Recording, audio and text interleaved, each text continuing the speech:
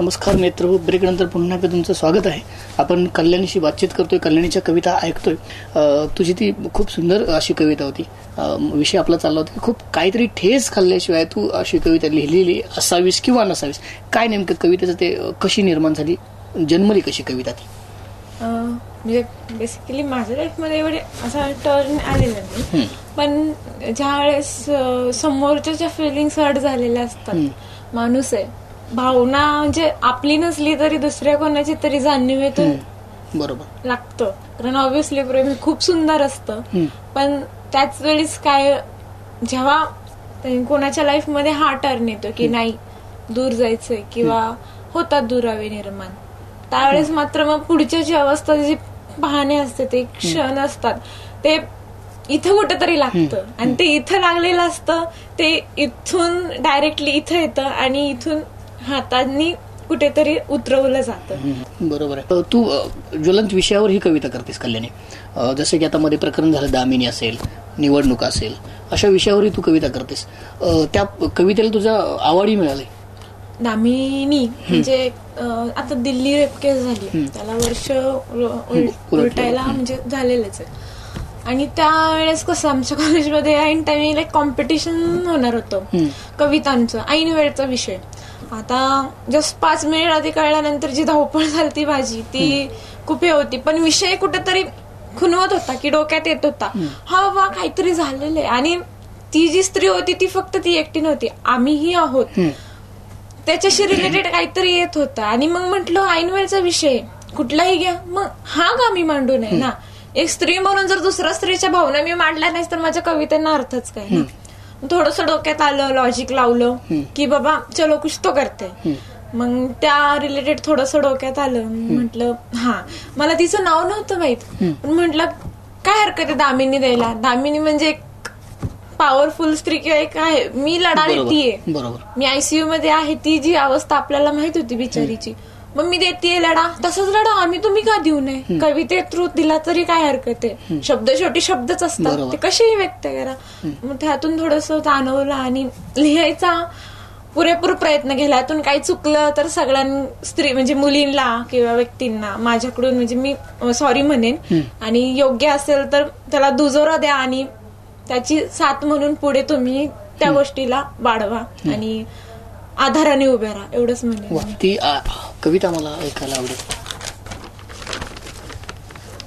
दामिनी. जाऊ कशी कॉलेजला, तो टवाळ मुलगा थांबलाय अडवायला. जाऊ कशी कॉलेजला, तो टवाळ मुलगा थांबलाय अडवायला.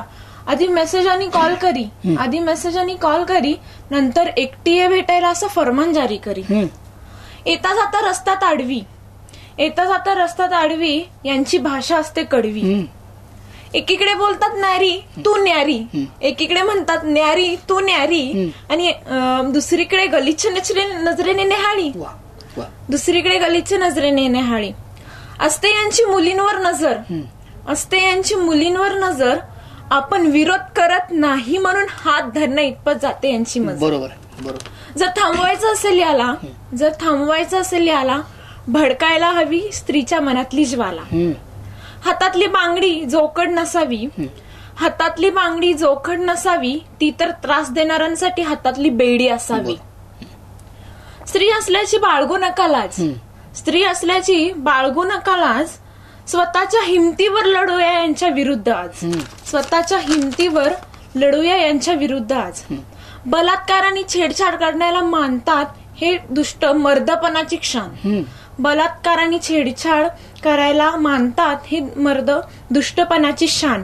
पण दामिनीला न्याय मिळवून देण्याची आम्ही मुली घेतो आजान, दामिनीला न्याय मिळवून देण्याची आम्ही मुली घेतो आजान. अगदी तो विषय इतका भावनाशील होता किंवा खळबळ उडवणारा विषय होता, मनाला चटका लावून जाणारा असा विषय होता. त्या विषयावर तू कविता लिहिस. आणि याचं पारितोषिक तुला कुठे मिळालं? पारितोषिक आमच्या कॉलेजमध्येच मिळालेलं आहे, म्हणजे याच्यात मिळालेलं उत्तेजनार्थ होतं. भरपूर विषय होते, कुठे आईचा होता, कुठे भावने. पण मला असं वाटतं की मोस्ट ऑफ दी म्हणजे बेस्ट पॉइंट असा आहे की पारितोषिकापेक्षा तो प्रत्येक स्त्रीच्या मनात आणि नाही म्हणायला तर पुरुषाच्या मनात तो रुजला पाहिजे, तेव्हा कुठेतरी या कवितेचं करणं सफळ संपन्न म्हणजे पूर्ण होऊ शकतं. मग तुझ्या मित्र परिवाराकडून आणि कॉलेजकडून कसं सहकार्य मिळतं या लेखनासाठी? काय केलं जातं? मी कविता लिहिलीये, मी माझ्या मैत्रिणीला सांगते आज मी केलीये, जायचं त्यांच्याकडे ग्रुपमध्ये बसायचं, कशी वाटली. मग प्रत्येकाची व्ह्यू मिळतात. एखाद्याला एक शब्द आवडतो, एखाद्याला कडवं आवडतं, एखाद्याला अख्खी कविता आवडते. त्याच्यावर ते सांगतात की अगं कल्याणी इथं हे पाहिजे होतं ग थोडस, म्हणजे काहीतरी बघ ना टच. म्हणजे तशी चर्चाही होती तू कविता. पण असा पहिला प्रेक्षक कोण आहे तुझा की ज्याला तू कविता ऐकवतेस? म्हणजे ग्रुप मधला असेल, मित्र असेल किंवा? माझे 2 खूप क्लोज फ्रेंड आहेत, भाग्यश्री आणि समाधान. म्हणजे इथून आमचं कनेक्शन आहे. सो सगळ्यात पहिले जाऊन त्यांच्या दोघांपाशी बसायचं, मला मी कविता लिहिली आहे, मग मी वाचून दाखवणार आहे, मग सांग मला. मग आम्ही बसणार, वाचणार, टाइमपास करणार, पण नंतर त्याच्यावर मग चर्चा होणार. कसं वाटलं रे हा पॉइंट, होतं का रे म्हणजे व्यवस्थित, हा मग हा विषय चालेल का, ठीक आहे. मग आता काही वेळेस कवितेमध्ये लिहिल्यानंतर काही शब्द असे येतात की ते प्रखरपणे पुढच्याला लागू पण शकतात, एखाद्याला हर्ट पण होतं. मग ते काढणे, त्या जागी दुसरा शब्द सेट करणे, किंवा कुणाच्या भावना दुखावल्या जाऊ नये इतपत विचार करणे, इतपत ते थोडंसं आम्ही मिळून करतो. म्हणजे मित्रांकडून खूप जास्त सहकार्य मिळतं की हा बाबा हे हवंय, हे नाही हवंय, हे चुकलंय, हे बरोबर आहे, की या प्रकारे म्हणजे फ्रेंडशिपची पॉवर बहुतेक जास्त आहे माझ्याकडे. कसं होतं कॉलेजमध्ये कधीतरी कल्याणी असं होतं की कविता करणं म्हणजे रिकाम टेकडा किंवा काहीच काम नाही म्हणून कविता, किंवा कविता करणं म्हणजे कधी कधी असं होतं की चांगलं तरी म्हणतात किंवा मग चला अशा नजरेने तरी बघतात. तुला कसा न्याय मिळतो तिथे कविता कॉलेजमध्ये, कॉलेज परिसरात? नाही, मला खूप म्हणजे मला रिस्पॉन्स खूप भारी मिळतो. मी आमच्या ग्रुपची किंवा कॉलेजची जरा आमच्या BCAची दंगेकर म्हणला तरी झाले, काही हरकत नाही. आहेच मी थोडी मस्ती करणारी आहे, त्यामुळे माझा ऍटिट्यूड खूप डेंजर असतो. मुलांना तर मी खूप ऍटिट्यूड देते, त्यांचे माझं पटत नाही सहसा कुणाशी जास्त, म्हणजे पण तेवढीच मन मिळावे. त्यामुळे मग मला रिस्पॉन्स असतो की आमचे डे चालू होतात जानेवारीत वगैरे, त्यावेळेस आमचे इव्हेंट होतात. इव्हेंटमध्ये मग काय करणार, सूत्रसंचलन कोण करणार, मीच असते. मग पुढे यायचं, सगळ्यांच्या झाल्यानंतर एक 1 by 1 एक माझी कविता त्यात ऍड होती. मग काहीतरी कोणाला चारोळी म्हणणे, तर फिश पॉइंट माहिती आपण टाकतो, लोक 1-2 वेळी टाकतात, आम्ही कविते थ्रू टाकतो. सो बेसिकली म्हणजे मला कोणीतरी आजपर्यंत माझ्या कवितेला कोणी नावं ठेवलेली. घरच्यांचं कसं काय? घरी असं बेसिकली म्हणजे घरी माहिती आहे सगळ्यांना मी कविता करते, मम्मीला वगैरे, पप्पांना बेसिकली जास्त नाही आता इंटरेस्ट की मी कविता करते वगैरे, असं काय नाही. घरी माहिती, पण घरच्यांचा पण काही विरोध नाही की तू हे कर नाही कर, तुला करायचंय ना, बरोबर, ठीक आहे, मी माझं करते. घरी आईला ऐकवतेस कविता? मम्मीला नाही ऐकवलं, कारण मम्मीला बरंचसं व्याप असतात आणि ती कसं ती ह्या गोष्टी जास्त रिलेटेड नसते. मम्मीला फक्त एवढंच असतं की तुम्ही कॉलेजमध्ये किती मार्क्स मिळाले, एवढं काय झालं तुमचं. कविता दाखवत नाहीस पण मार्क लिस्ट दाखवतेस. दुसरी कविता आता काय ऐकवणार मला? तो आताच आपण निवडणुका म्हणजे सामाजिक विषय म्हणूयात, निवडणुका. पण ही कविता जेव्हा लिहिली त्यावेळेस नगरसेवकांच्या निवडणुका चालू होत्या. मी होते SYला. फार गोंधळ, म्हणजे अगदी आमची डोकं उठवण्यासाठी केलेला प्रयत्न होता की काय, की आमची इंटरनल चालू होती आणि अभ्यास करता येत नव्हता आणि त्यात चाललेलं. म्हटलं यार किती डोकं उठतंय, चला काहीतरी लिहू निवडणुकांवर.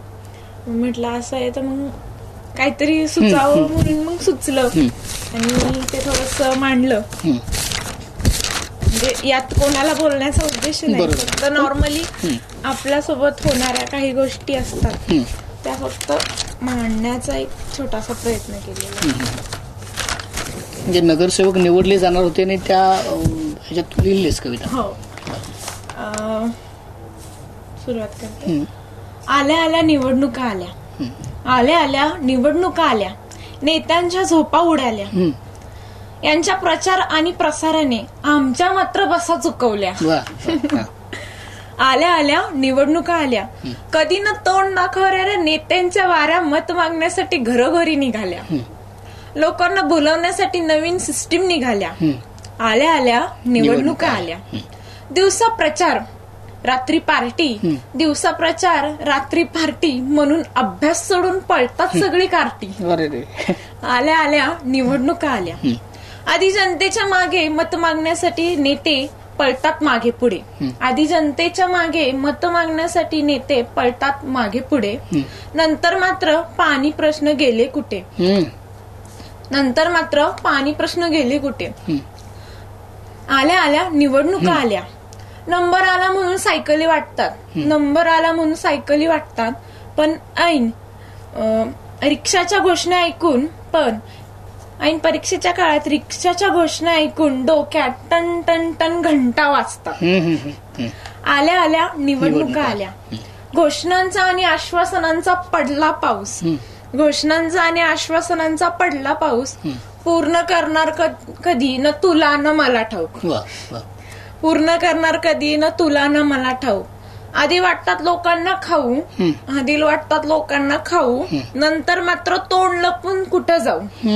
क्या बात आहे. अगदी सुंदर. शेवटचं कडवं तर खूप सुंदर आहे. मग अगोदर मतदानासाठी किंवा मतदान करा यासाठी दारोदारी फिरत सुंदर विषय मांडला. खूप सुंदर. अगदी तू ही सुंदर तशी कविता केलीस. बरोबर आहे. तू आतापर्यंत किती कविता केल्यात, काय संख्या सांगता येईल का तुला? आठवत नाहीये. कुठल्या तरी वहीच्या भाग, कुठल्या तरी पानावर, कुठल्या तरी डायरीत. मला असं वाटतं 70, 80, 100 असा आकडा झाले असतील. क्या मग याचा संग्रह फारसा करून नाही ठेवलास तू? लिहायची आणि टाकायची. लिहिलेल्या बऱ्याचशा वहीत आहेत. वह्यांच्या कुठेतरी मग वेळ मिळाला तर तीच लिहून काढायची दुसऱ्या डायरीत कुठेतरी. अशा करून लिहिलेल्या आहेत. असा पर्टिक्युलर हे उद्देश कधी ठेवला नव्हता की मला खूप मोठा संग्रह करायचा.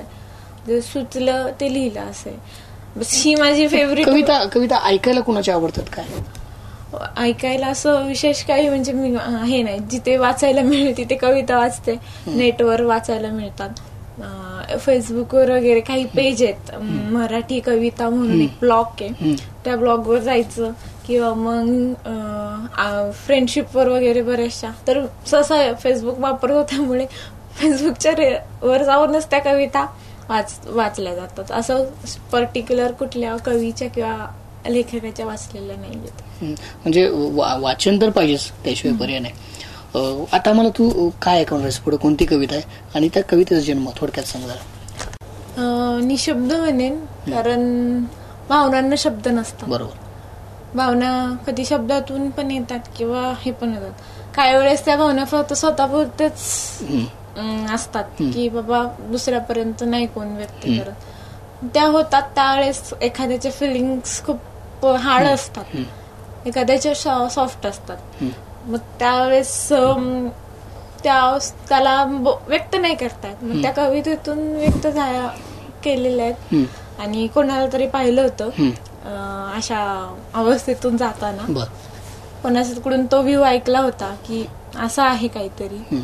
मग मी म्हटलं चला यातून काहीतरी शब्द सुचले तर ते उतरवावे म्हणून. रडायचं होतं मला पण अश्रूंनाही मी नकोशी झाली होती की काय, आज ते डोळ्यातून वाहिले नाहीत. बोलायचं होतं मला पण शब्द सुचत नव्हते, काय जाणे कंठातून फुटतच नव्हते. शांत झोपायचं होतं आम्हाला पण आठवणींचे जरे स्वप्नांच्या दरीतून असे काही कोसळत होते की पापणीही लवायला जागा नव्हती. हरवून जायचं होतं मला स्वतःमध्ये, पण त्या क्षणी फक्त त्याच्यात इतकी विलीन झाले होते की स्वतःला शोधणंही अवघड झालं होतं तेव्हा मला. वा वा, खरंय. आपण एखाद्याच्यात इतकं गुंतत जातो की आपण त्याला शोधत राहतो. म्हणजे आपणच हरवून जातो. म्हणजे त्यातनं आपणच हरवून जातो. आणि कधीतरी मग त्याचा सुगावं लागतं, अरे मी हरवले. म्हणजे आपलं हरवणं ज्यावेळी आपल्याला लक्षात येतं ना, त्यावेळी आपण खऱ्या अर्थानं सावध झालो असं म्हणावं. कारण होतं कधी कधी असं झालं की आपण शोधायला जातो इतरांना, पण आपण आपल्याला शोधलेलं नसतं. असं बऱ्याच अंश होतं. तू इथं आलीस आणि ह्या इतक्या सुंदर कविता मला ऐकवल्यास.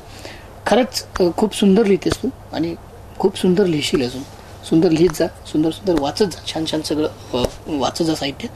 तू इथं आलीस आणि आम्हाला या सगळ्या कविता ऐकवल्यास त्याबद्दल तुझं मनापासून धन्यवाद.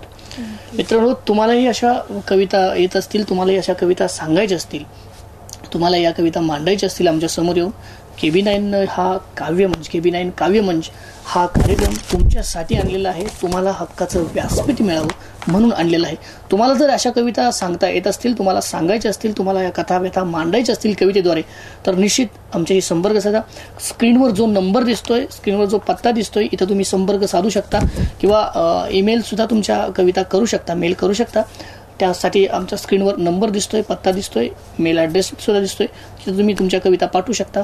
तुमच्या कवितेला इथं योग्य न्याय मिळेल आणि योग्य ठिकाण मिळेल. पाहत राहा KB9 काव्यमंच. तुमच्यासाठी एक ओळ. नक्की.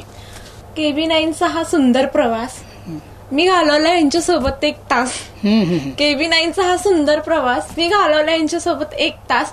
तुमचा हा सुंदर कवितेचा प्रवास चालू दे हमखास हमखास आणि हमखास. क्या बात आहे, क्या नमस्कार. सुंदर सुंदर.